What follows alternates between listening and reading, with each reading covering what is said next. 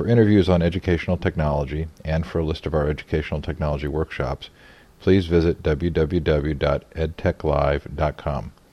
To join in the discussion on School 2.0, please visit www.school20.net.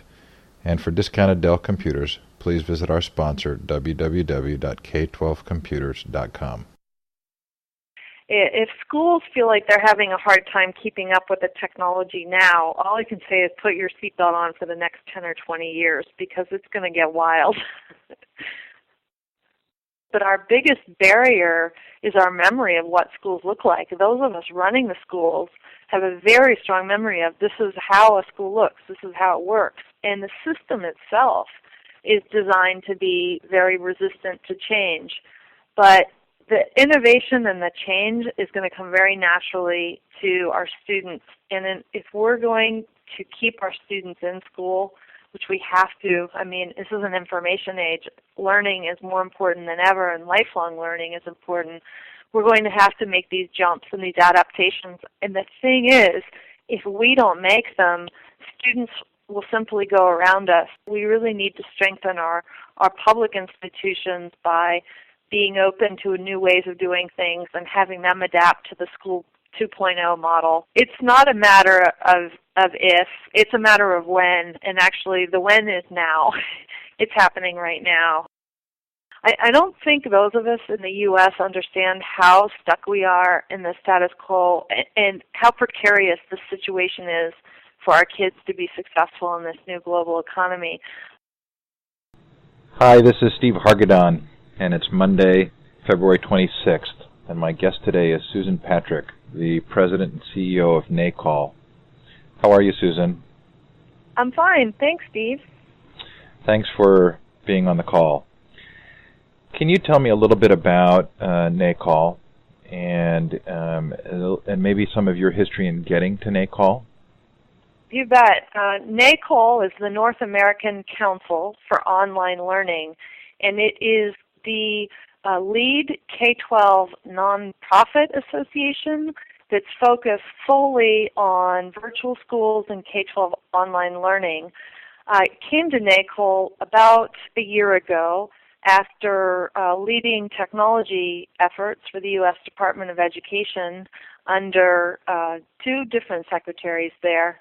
I wrote the National Education Technology Plan that was published in 2005, and of all the areas of educational technology, the most promising and the area that held the absolute most potential for the future in my mind was online learning in terms of expanding equity and access for all students to high-quality education. So came over to NACOL and then working with more than 1,400 members across the country, across North America, and now internationally in terms of expanding the best education available regardless of what the geography or background of any student is. People are using a phrase, School 2.0. Is that a phrase that you ever use? I come across that phrase from time to time, and it's funny. People use it in different contexts. I think the concept of Schools 2.0 is a good one as we look back and we see the structures and the systems that have been set up for K-12 schools and elementary and secondary education in the United States.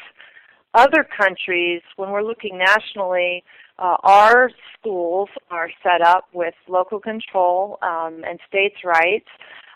When you look at other countries that are taking a more national view, they're able to do some different things systemically. And when you start looking globally, we just did an international survey at NACOL of international online learning. You start to see that other countries are moving quite passionately forward with this concept of Schools 2.0. And if you don't mind, I'll just give you a couple of examples.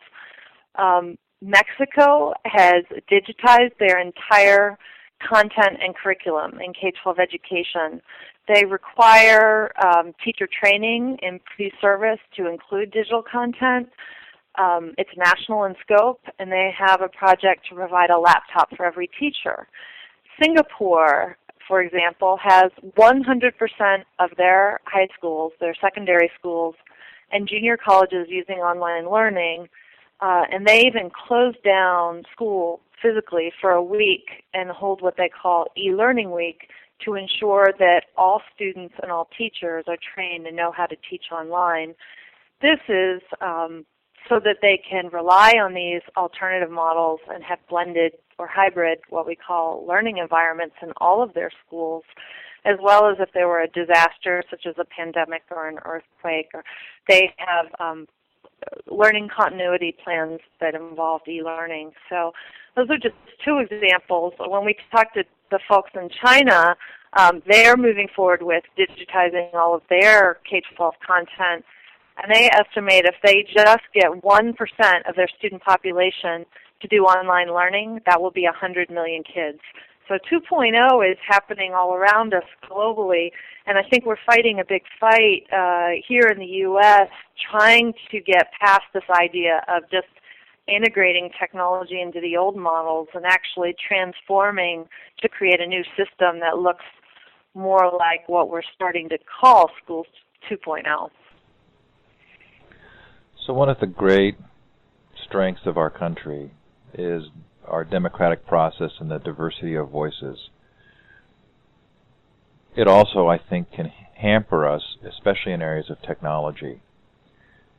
Do we agree enough as a country on what needs to be happening in K-12 education to move forward in that same kind of a unified way that other countries can? Or do we still have to figure out how we feel about what K-12 education is? Well, nationally, I think there's an agreement in terms of what we understand that students need to know and be able to do when they graduate from high school, in the sense that what are the 21st century skills and literacies that kids need to know. The Partnership for 21st Century Skills, the business community, the education community, and when I was with the U.S. Department of Education, had this broad conversation, and this is a quote from one of the partnership reports. The future will demand people who can express themselves effectively with images, animation, sound, video, solve real-world problems that require processing and analysis, thousands of numbers, evaluate information for accuracy, reliability, and validity, and organize information into valuable knowledge. And here's the kicker, and it says, yet, students are not learning these skills in school. So the sense is that there's agreement on what kids need to know and do, and yet there's a disconnect nationally between training teachers to teach that way, having teachers be ready to go into schools and use this kind of digital resources and teach this kind of critical thinking, problem solving, modern way that we have to deal with all of the technologies and data sets. So we have to bridge this disconnect between what happens at the local level in districts, what happens at the state level for setting priorities, what happens in our teacher training schools, and this national level of agreement. Well, yes, this is what our kids need to do, but wow, when you look at the numbers, only 30% of our third graders can read proficiently, and that's just at grade level. And we have this 30% dropout rate. So there's this huge disconnect between a national agreement on what our kids need to know and do and what's actually happening amongst all of these buildings that are spread across our country. So you must have some passionate belief that e-learning can somehow address this. Do you want to talk about that? I would love to, and one of the things that we've been doing is working with groups like the Partnership. We just released a paper talking about how virtual schools are 21st century learning environments, in the sense that it is really difficult to take an image of what classrooms look like in the 18th or 19th century, right? You've got desks lined up in rows. You've got a teacher standing at the front of the room. You know all of the images, right?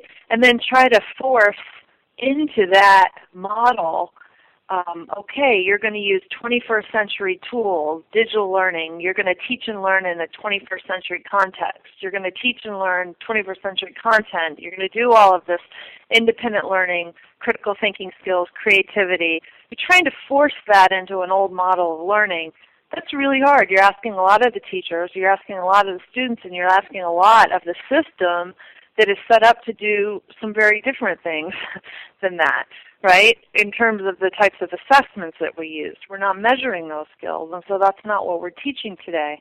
The exciting thing is when you look at moving courses online, so we talk about a virtual school program, you take an Algebra 1 class, you have to rethink every bit of content before you bring it over into a web-based environment.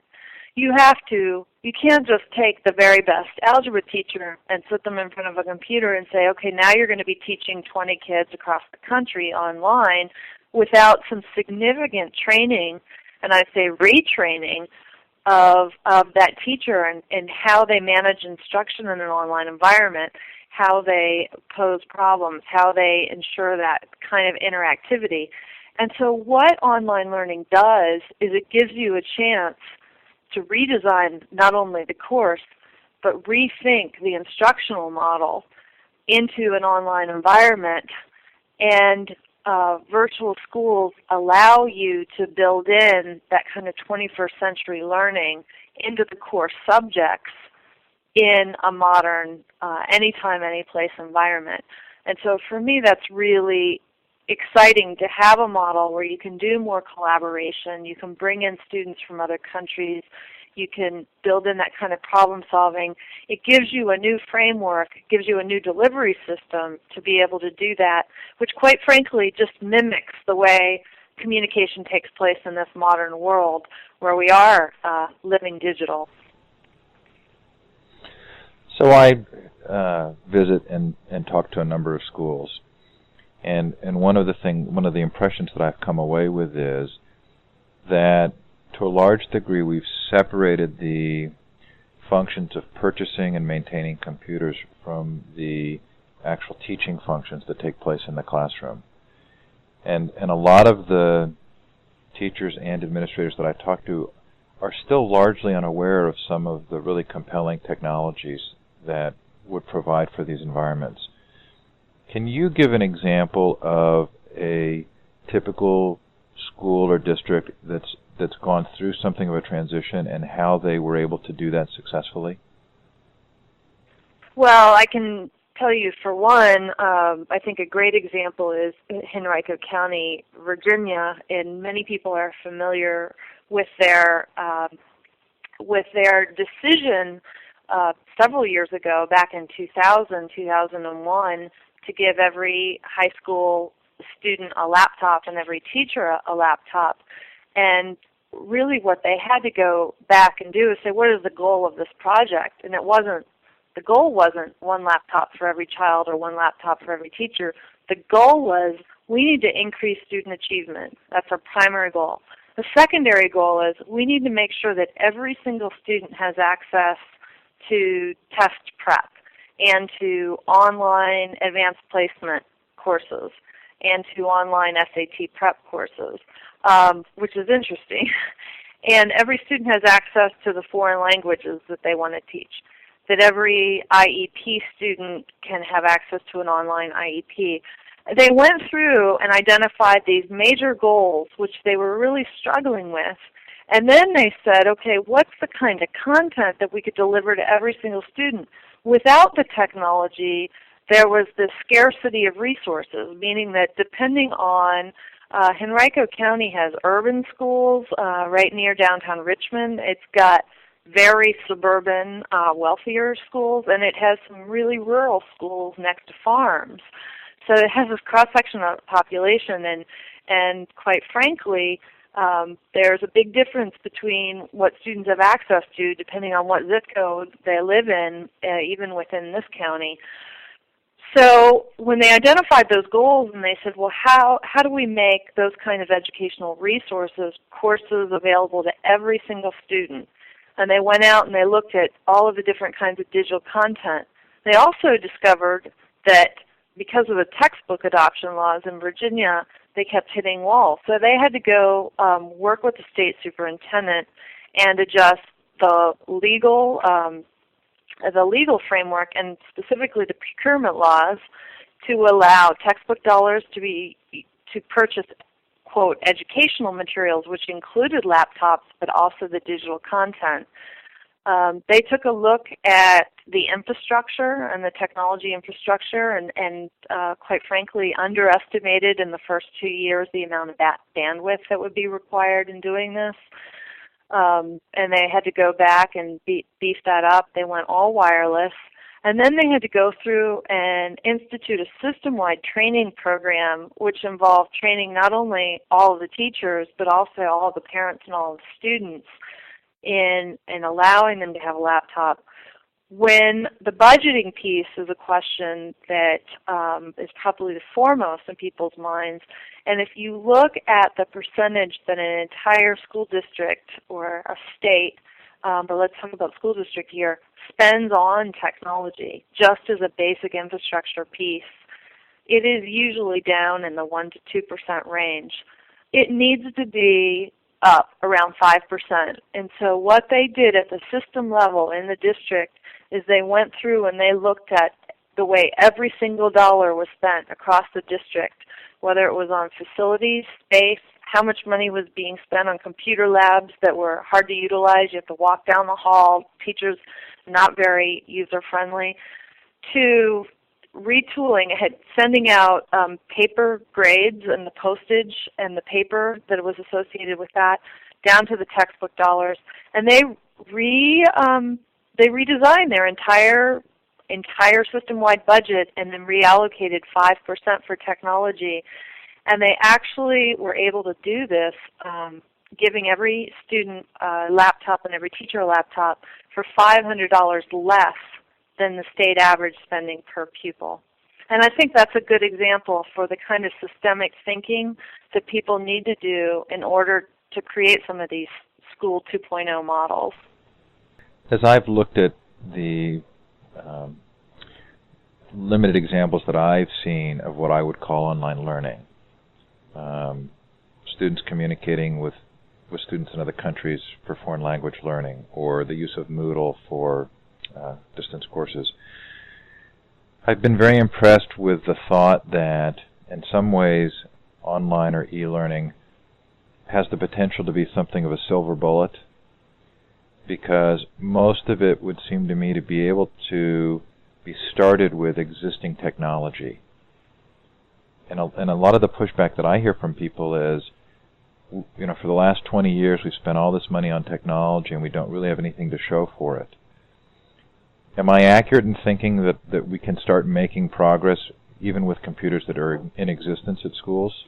Yeah, I think you're right in saying that. I mean, one of the points that we had to really look at when working on the National Education Technology Plan was in the last 10 years in the United States as a nation, with national, state, and local dollars, we've spent $40 billion on computers in schools.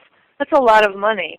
And the critics have something to talk about. I mean, the critics can say, you know, what kind of progress have we made?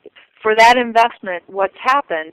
And the truth is, when you just put 5 computers in the back of every classroom, right now, the goal back in 1996 was to have a 5 student for every computer ratio, a 5-to-1 ratio. Now tell me, in the real world today, what business operates on a 5-to-1 ratio? What person could operate that way using the technology, right? You wouldn't even want to share your computer with one other person to try to get your job done. And so to some extent, we can use the existing technology in the sense that if students within an existing school day have an extra period, they can use that technology, they can go online, they can access courses that are not available. The number one reason that students take online courses is that the course is otherwise unavailable at their school. And in classes like math and science, for students that are struggling to graduate and need other credit recovery options or curriculum to help them catch up if they're behind, this is a really terrific way to use the existing technology and the kind of online courses or software that's out there to catch up. I think the other piece that you're alluding to is there are some really interesting new models that are starting to converge when you look at the learning management systems and having choices like Moodle out there.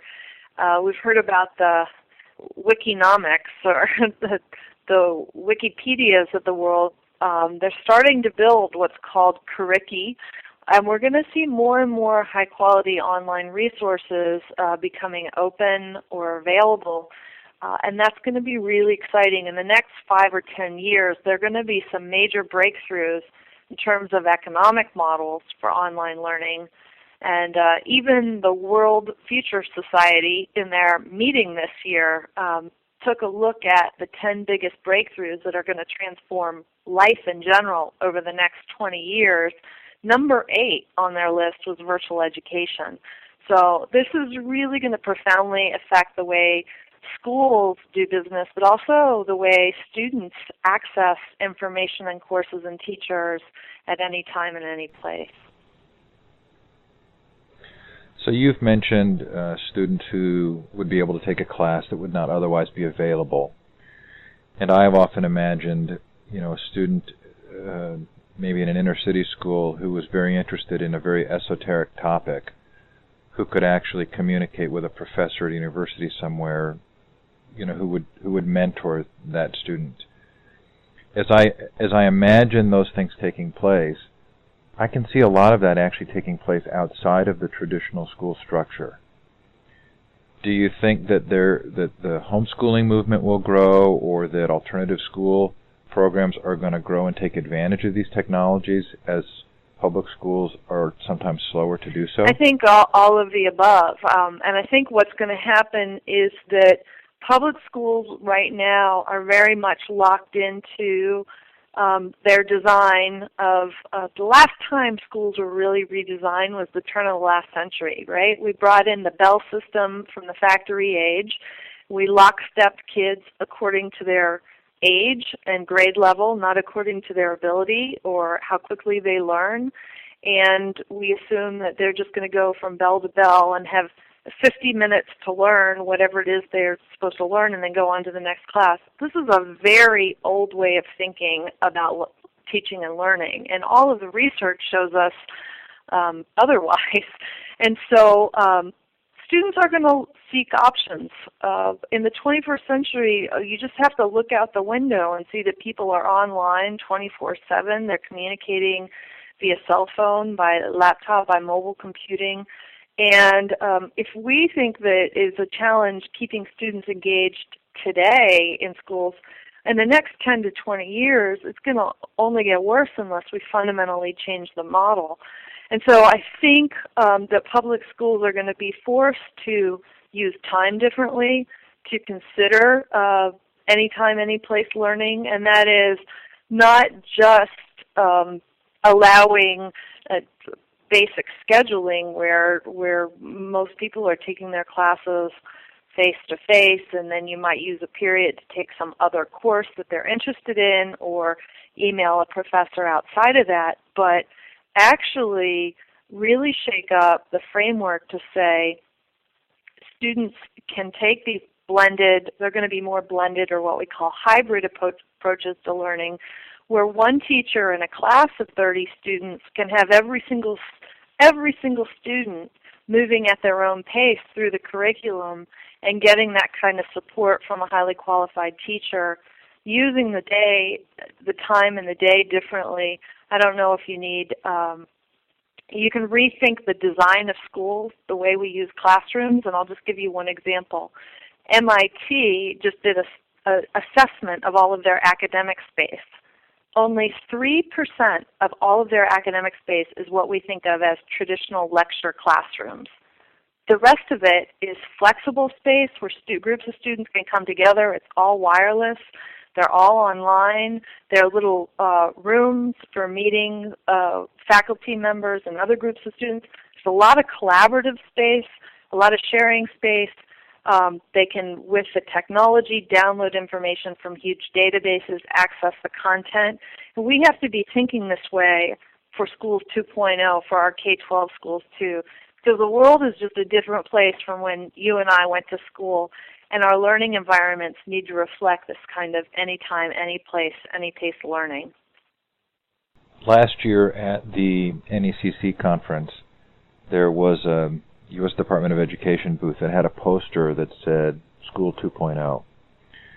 And you can go to, I think there is a website, and I've just forgotten the URL of it, but it's that same poster available. But it doesn't tie back or link back to the Department of Education.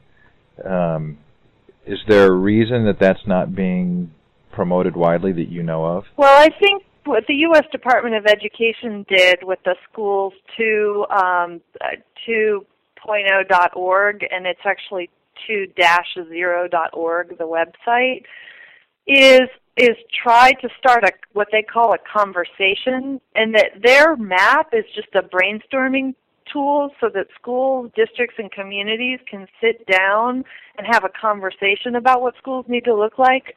I think that that's not enough. I think we need to do a lot more than just talk about it. I think we've talked about the promise of education technology for a long time, and that right now, all around us, there are some real changes taking place, and that we need for businesses to understand and our communities to understand that the technology infrastructure in our schools isn't up to snuff. Just because we have 99% of our schools, quote, connected to the internet means that there is a dial-up connection somewhere in the school, in the principal's office, whatever. That number is being thrown all over the place as, look, we have the infrastructure we need in our schools.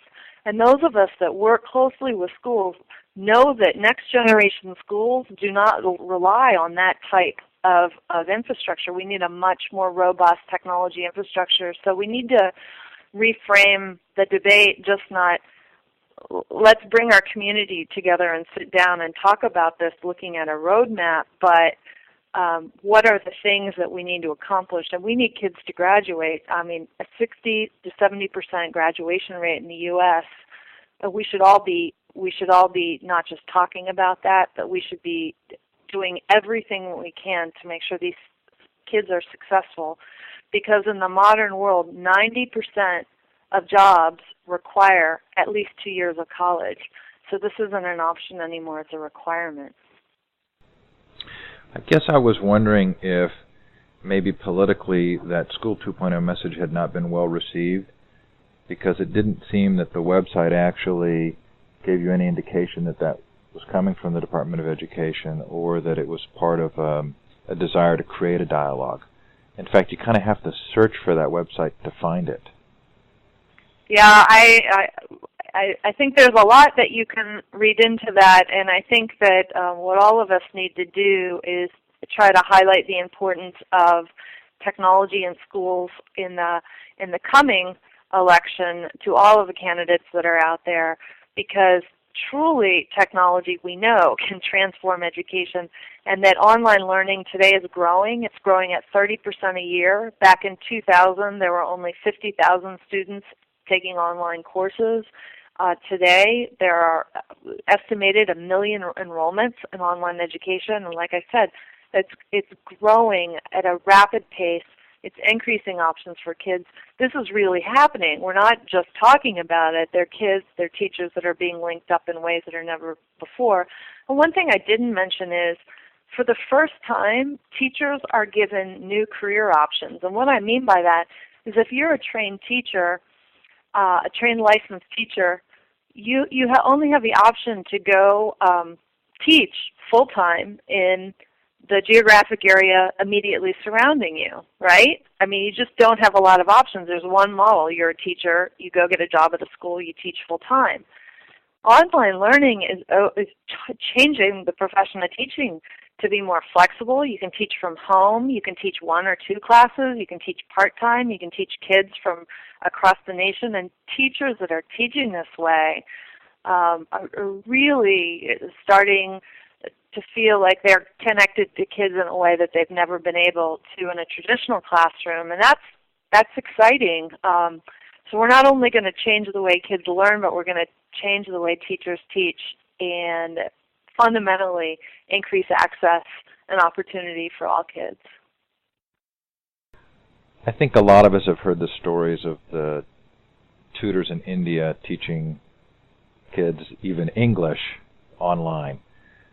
Have there developed good structures for these opportunities for teachers? If I have a child in school and they need help in a certain area, or they don't have access to an AP class, where would I go to find a resource for that online learning? And is that mostly taking place outside of school, or are there structures that are taking place within schools? That's a great question, and I think the best way to answer that is that 90% of students are actually taking their courses that are online within schools. And so schools are going through a process of evaluating what online providers are out there and who they choose. There are 25 states now with state virtual schools, and we have a list of those on our website. Those state virtual schools are hiring teachers that are certified and licensed to teach in their state. So you can be sure that they're not hiring some random people in another country, right? There are quality guidelines, such as the SREB quality guidelines for online teaching, that require teachers to be licensed and certified in the state where they're teaching, or that there's that reciprocity to teach. Going through a state virtual school or a district program where they have evaluated the content, they evaluated the quality of the teaching and who will be teaching, is really important. If you're a student or a parent and you just do a random web search and start to use some service that may or may not be endorsed by your district, number one, you probably won't get credit for that course. But number two, there are some structures that are out there to ensure quality. There are accreditation guidelines for online programs through CETA and the regional accreditations. So NACOL can help anybody that's interested in that. We have an online program clearinghouse that does show the accreditation. Certainly, you can go online and find a lot of different providers, but going through your school or through your state-sanctioned virtual school is the best first step. One of the things that I've heard from people who run workshops is that actually teaching online can be significantly more draining than teaching in person. Have you heard that, or has anybody expressed that to you? Yeah, and it's a really interesting issue, because teachers find that the instructional expectations, depending on what program they're working for, can vary. Students tend to go online quite a bit between 5 p.m. and midnight at night. And so teachers need to be very careful about setting up office hours at different times. Doesn't mean that they have to be available 24/7 for every single question, but that they establish some instructional expectations in terms of, I will respond to you within 24 hours. I will respond to your email. One of the things that happens is that where in a face-to-face classroom you might have the majority of your students say quiet and not participate in class, you get the opposite, which is massive participation, massive numbers of questions. Isn't that what we want? We want students writing, expressing their viewpoints, joining the discussion boards, asking a lot of questions, engaging in their work. But as a teacher, there's a balance between being able to handle the increased workload and the increased demands on teaching online. Overall, I think it bodes well for the quality of education as we look and try to find ways to engage students but we also need to set up the parameters and the expectations so that we try to keep those really good teachers from experiencing burnout, because that's a huge issue as you engage the kids. Can you really handle all of the demands on your time and expertise? One of the things I really like about what you're communicating is that often the discussion is between technology and rigor, as though they were separated. That when you introduce certain technologies into the classroom that are fun, that you're not necessarily, or you're probably not being as rigorous in your education as some would like. And I think what I like about what you're saying is it creates this very clear image of a use of technology that actually very clearly and compellingly indicates engagement and rigorous education. I agree, and when policymakers and educational leaders are struggling with how to bridge the demands on in the current system and the challenges, and to talk about 21st century learning and to talk about using technology, this is a natural bridge that shows how you can increase access to more rigorous classes. You can increase the rigor of classes. One thing that I thought was really interesting in the Gates Foundation Silent Epidemic Report was that they said when they interviewed high school dropouts for the first time ever, and they said, why is it you dropped out? What are the reasons? And they looked at their transcripts. 88% of them had passing grades and could have finished, but dropped out. And the number one reason was they felt disenfranchised. They didn't feel academically challenged, and 67% of them said they would have worked harder if they had been challenged.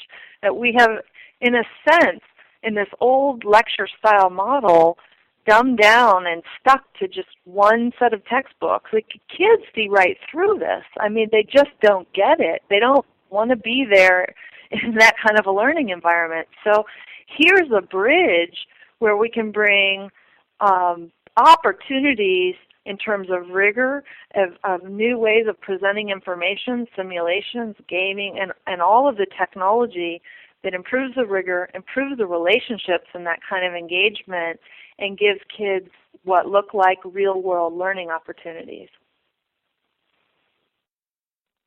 Can you give us an idea of some of the kinds of programs, types of technologies that are specifically being used? Is it video conferencing, collaborative document editing, chat, a combination of all of them? Are a lot of these sort of proprietary bundles that are being offered together? What does it look like? What kind of programs are being used? Yeah, that's a great question, and the short answer is a combination of all of those things. It does vary by program. Like I said, there are 25 different state virtual schools. There are thousands of district programs. There are 147 cyber charter schools in 17 states, and they all have a slightly different way of doing things. But in general, you start, let's just walk through a day in the life of the student, right? When you start and you enroll in the class, you go online, so there's some kind of an online registration system. The second piece is, once you're online and you get your unique student ID and your password, then you go on. It's just not wide open on the web. You're going into what we call a learning management system, whether that's Moodle or eCollege or Blackboard or Angel, some kind of a learning management system. And when you sign in on that learning management system, it's going to give you an interface automatically. The courses that you're enrolled in will come up. You can look up the syllabi. And in that system or through that system, you might have collaborative web conferencing. They might be using Skype or Illuminate or some other tools. You are probably using some kind of collaborative document sharing. More and more programs are starting to look at how you can build in more of the social networking into these LMSs so that students, before they even start a class, can get to know each other and go around. Sometimes they do that through discussion boards, posting information. There are a whole variety of technologies that are used and software that's used, everything from artificial intelligence, tutors and simulations for math and science, virtual labs that have been created so that students can learn complex scientific concepts even if they don't have access. If they're in a rural school and there isn't AP chemistry class or an AP physics class, that they have access to those kinds of digital tools that, quite frankly, are being used in many universities to teach these concepts today. So it's exciting to see the variety of technologies that are being used, the kinds of collaborative technology tools.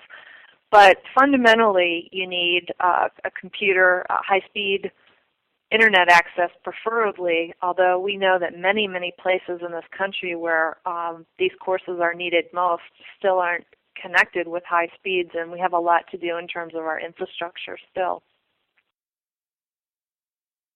Well, a program like Moodle, as I recall, doesn't really have a video conferencing component. There are some add-ons. I think Illuminate now. There's now a bridge to Illuminate. But in my mind, I kind of imagine e-learning being looking at a screen with a teacher who's talking back to you.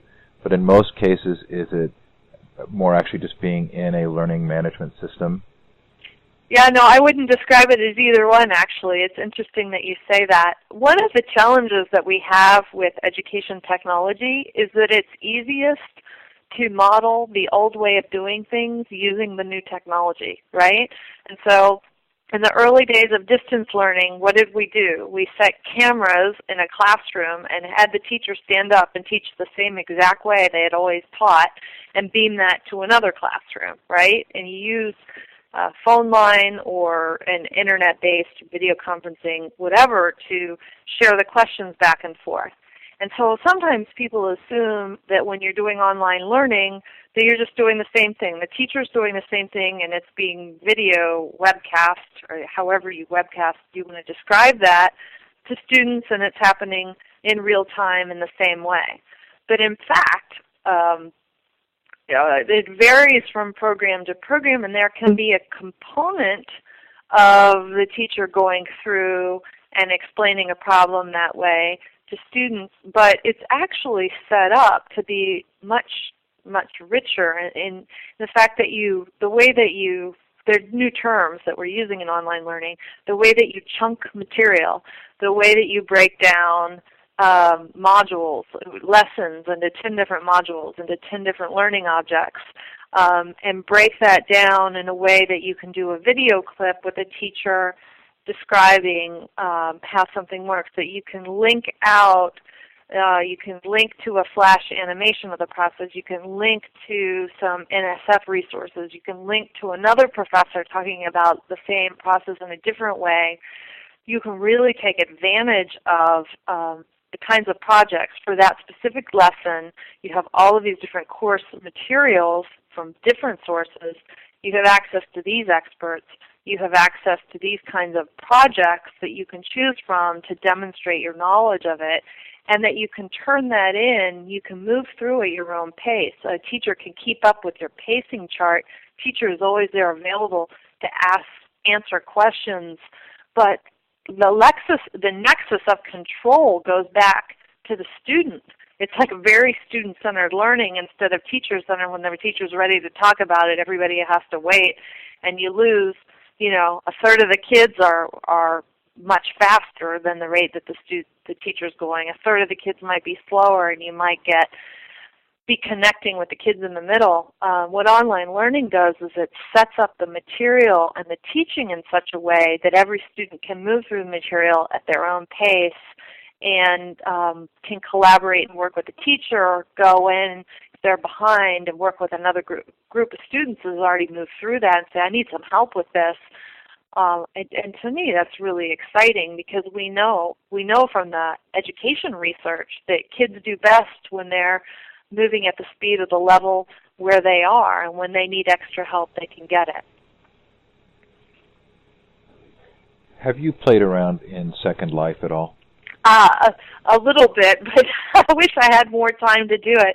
I was actually just out in Ohio, and Ohio State, this fellow Bill Sams, who works with eTech Ohio, is doing a lot of work with online learning and Second Life, and we're going to try to find ways to bridge that in. I know that some of the universities are using Second Life to hold campfires on the beach so they can have discussions with their classes. One of the challenges that we have in online learning with Second Life is this internet safety issue. And when you push students out to a platform where you can't really control who they might be running into and who might be coming in and interfacing with them, you really get into some internet safety issues. And that's more or less why a lot of the courses right now are restricted to being inside the LMS system, because we don't have to worry about some of the less savory characters getting in there when they're in a secure environment, if that makes sense. Absolutely. I think what's so compelling to me about Second Life is not a lot of what gets the press and publicity, but the idea that you can create an environment in which the interaction with tools, watching a podcast, listening to a podcast, or watching a video cast or something else, can all take place within an environment where you don't have to learn each tool individually, but you have a sort of a human, intuitive mechanism for starting or stopping or participating. And I keep thinking that that's really a pretty great model for an environment in which you could get in and very quickly be productive. Yeah, and I agree, and I think that's the way all of this is going. I mentioned that World Future Society conference earlier this year. They talk about by the year 2020, the computing power will come closer to matching the human brain. I mean, this is real Star Trek sci-fi stuff. It's happening right now, and you're starting to see that in the Second Life, right? These things are becoming ubiquitous. People are selling real estate for real money. They're selling tools for real money. They're in these enabling artificial intelligence engines, these things that are going to underlay software in a way that I think we can't even imagine. Most of us can't imagine right now. But these kinds of capabilities, intelligent agents, the speech recognition, is all going to permit huge advances in online learning and the other facets of life too. And again, we're just getting a glimmer of it from what's happening in Second Life. But these kind of capabilities are going to be available on the web in different ways. And if schools feel like they're having a hard time keeping up with the technology now, all I can say is put your seatbelt on for the next 10 or 20 years, because it's going to get wild.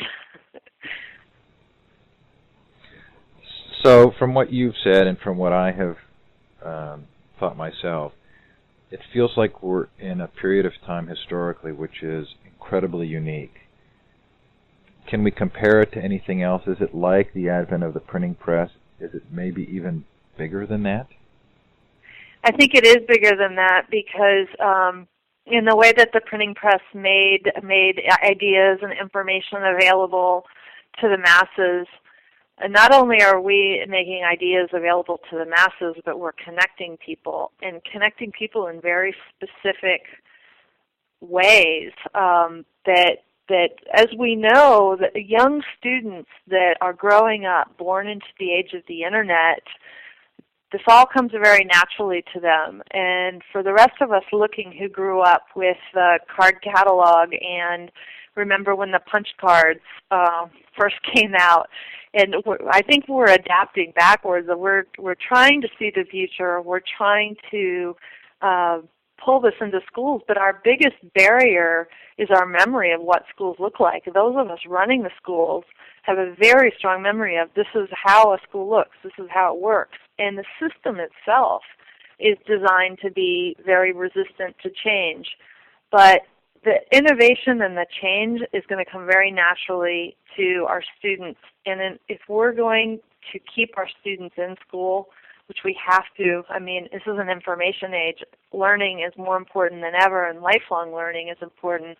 We're going to have to make these jumps and these adaptations. And the thing is, if we don't make them, students will simply go around us. I mean, I think you're going to see the Starbucks and the Southwest Airlines of the online learning world coming forward, and I think that we really need to strengthen our public institutions by being open to new ways of doing things and having them adapt to the School 2.0 model before the change happens to them. It's not a matter of if, it's a matter of when, and actually the when is now.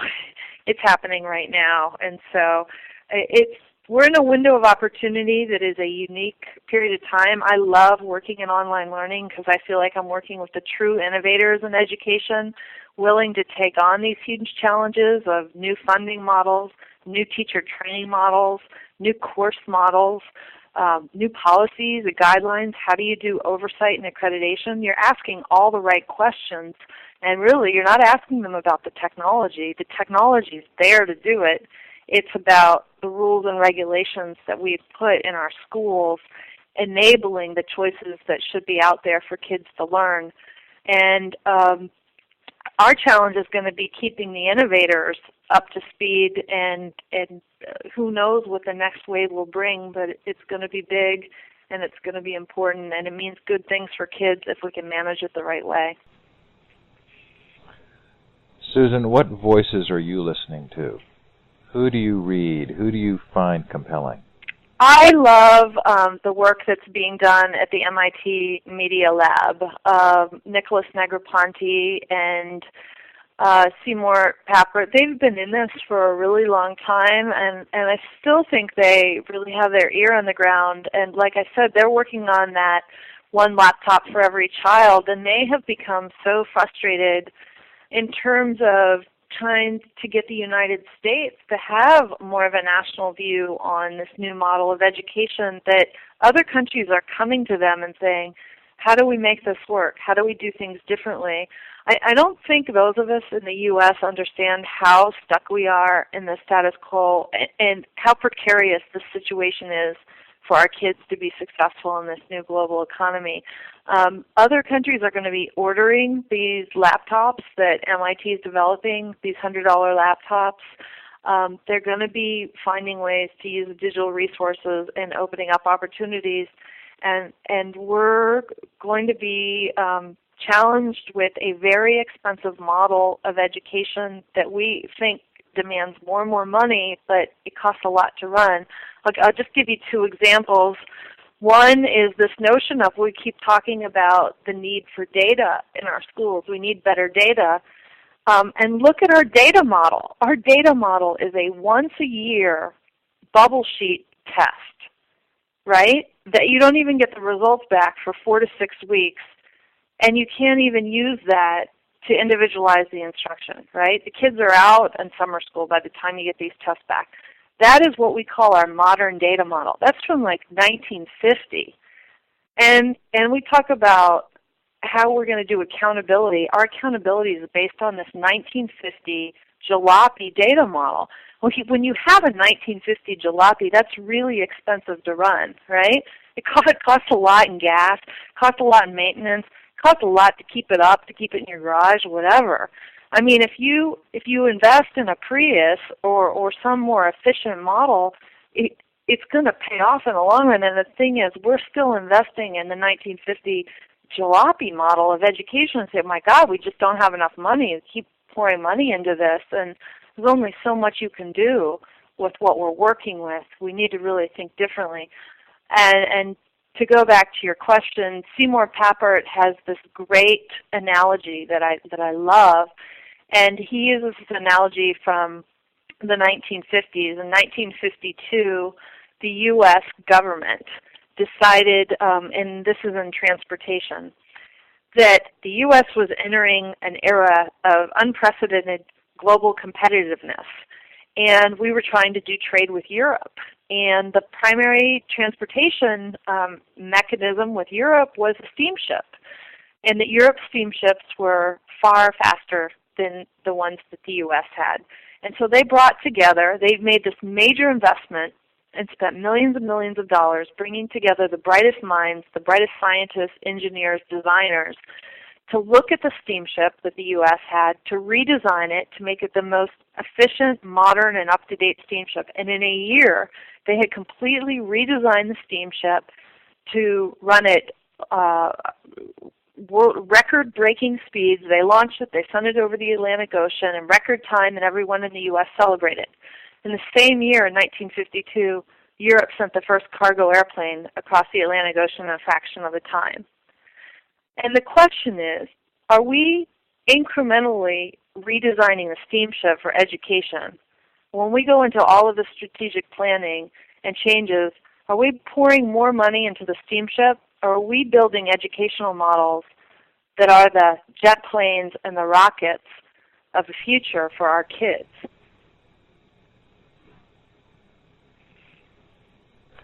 I was going to ask you to tell that story. That's so funny. I love that story. It's a great story. That's probably a really good place to end. Was there anything that you wanted to communicate that you didn't get a chance to say? No, that's fine. There's so much to talk about in all of these areas, but along with that steamship idea, it really is fundamentally about system redesign.